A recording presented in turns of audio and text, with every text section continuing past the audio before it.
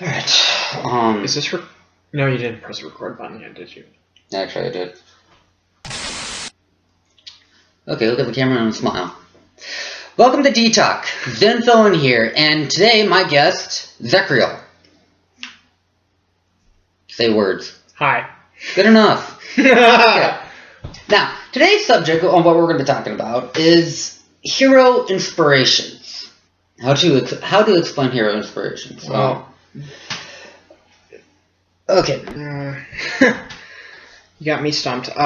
Basically, we're talking about how lots of the heroes that we take for granted today, and not just in comic books, but I would also say in maybe folklore and mythology, always had like inspirational roots to them based on real life events that happened in in reality, right? Mm. Alright, a primary example of hero inspiration would be Captain America.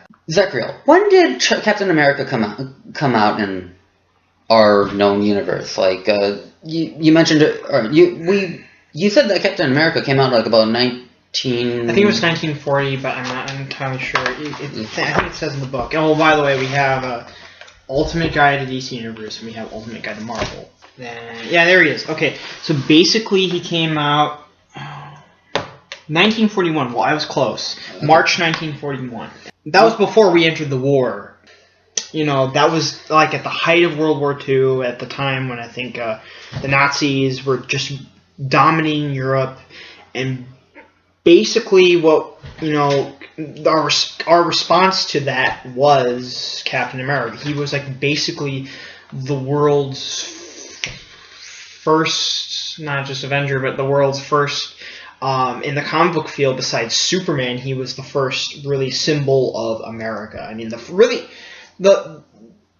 actually, technically speaking, the first symbol of justice and liberty, and basically, in my mind, and the first true superhero in the comic books, when comics were just beginning to come out, was Superman, and then Captain America added on to that. Even inside of his origin story, it's literally the same situation. They're going through World War II, and right off the bat, when Captain America becomes a symbol, like just does a heroic act like he does inside the Captain America movie, and the good one, not the good one from like that has the Avengers connection, not the crappy 1980 something. It was actually 1991 or 90. I don't think I care. Well, I do. We'll talk about that later, mister. Well, hey, I'm a movie nerd for dates, okay? But never mind, let's get back. And I was talking about the movie itself, not when it came out. I know, I'm just giving you crap. And so, as in the Captain America story, it was World War II, and Captain America did a heroic act. However, at the time, he was not known as Captain America. Yes. Alright, now I don't know if it's like this in most other Captain America comic books, movies, and storylines or whatever, but at least via the Captain America, the first Avengers movie that came out in 2000 whatever. 2011, I think. Okay. Pretty much, instead of his origin story, he became Captain America after he was being used as a, what do you call it? Experiment? No.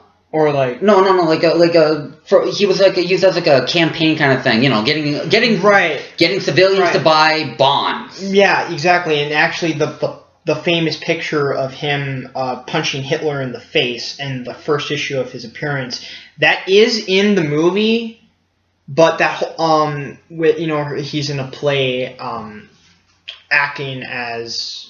Like it's almost as if he's not Captain America. He hasn't earned it, and he's punching Hitler on the stage. To get people to support the war effort and to buy bonds and stamps. Like back in and Disney. Just to get this point out, there's a lot of companies back then, not just the comic book industry, but the film industry was like that too.